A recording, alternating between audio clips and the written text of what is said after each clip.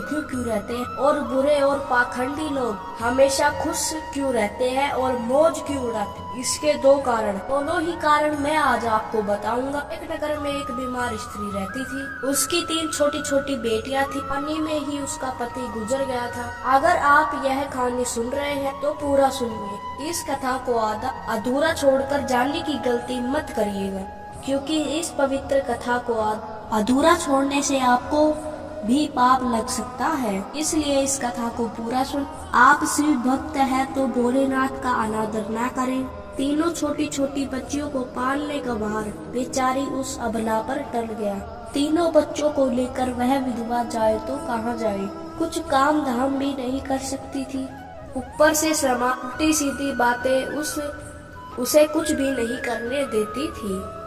बेचारी लाचार उस महिला को कोई भी सहारा नहीं था। वह अपने पति को याद करके उन बच्चियों को जैसे तैसे पाल रही थी। पति के गम में बीमार पड़ गई। उसे उन बच्चियों की चिंता थी, किस तरीके से इनका पालन पोषण होगा। उन्हीं बातों को सोच सोचकर एक दिन उसकी तबीयत और ज्यादा बिगड़ गई और उसका अंतिम समय भी निकट आ गया। धर्मराज जी का एक दूत उस विधवा स्त्री के प्राण में धरती पर आया, लेकिन वहां का नजारा देखकर वह दुविधा में पड़ गया।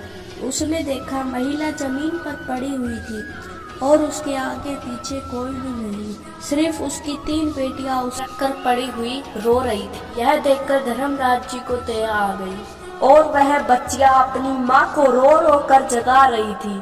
फिर दूत ने सोचा कि इनका पिता तो पहले ही मर चुका है। अगर मैं इस स्त्री के प्राण लेकर गया तो ये बच्चियां किसके सहारे रहेंगी, कौन इनका पालन पोषण करेगा। यह सोचकर वह देवदूत उस स्त्री के प्राण लिए बिना ही लौट गया। धर्मराज कहते हैं, तुम तो उस स्त्री के प्राण लेने गए थे, फिर खाली हाथ कैसे आए। तब देवदूत कहता है, हे स्वामी, मेरी गलतियों को क्षमा करो। मैं चाहकर भी उस स्त्री के प्राण न ला सका। अगर मेरी जगह आप होते तो शायद आप भी खाली हाथ ही आ जाते।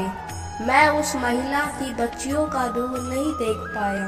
वो रो रही थी, अपनी माँ को जगा रही थी। वह उन्हें वहाँ देखने वाला और कोई भी नहीं था। यदि मैं उस महिला को लेकर आता तो उन बच्चियों का पालन पोषण कौन करता। पृथ्वी लोक के मनुष्य तो इतने स्वार्थी हो गए हैं कि बिना मतलब के तो कोई किसी का सहारा भी नहीं बनता। यदि कोई मदद भी करता है तो बदले में उम्मीद करता है या फिर उस अपने एहसान के नीचे जीवन भर दबाकर रखना चाहता है। देवदूत कहता है कि हे स्वामी, उस महिला को थोड़ा और समय दिया जाए ताकि वह अपनी बच्चियों को पाल पोस कर बड़ा कर सके। देवदूत की बात सुनकर धर्मराज उसे कहते हैं और डांटते हुए कहते हैं, अरे मूर्ख, ईश्वर की बनाई गई सृष्टि में न कोई एक क्षण घटा सकता है और न ही बढ़ा सकता है। उसकी मर्जी के बिना न उसे जीवन नहीं दे सकते हैं और न ही समय से पहले मार सकते हैं। ईश्वर जो करता है सबके साथ अच्छा ही करता है। तुम कौन होते हो विधाता के नियम को बदलने वाले। तुमने उस महिला को लाकर ईश्वर के नियमों का उल्लंघन किया है। तुमने बहुत बड़ा अपराध कर दिया है, इसलिए तुम्हें इसका परिणाम भोगना ही पड़ेगा। जिस पृथ्वी के मनुष्य से तुम्हारी ममता है, उस पृथ्वी पर मनुष्य बनकर अपना पाप भोगो।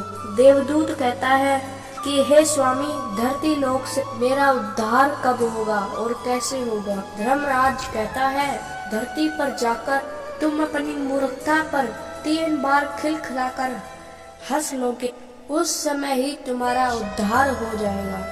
इतना कहकर धर्मराज जी ने उस देवदूत को धरती पर भेज दिया। वह धरती पर मनुष्य शरीर में आ चुका था।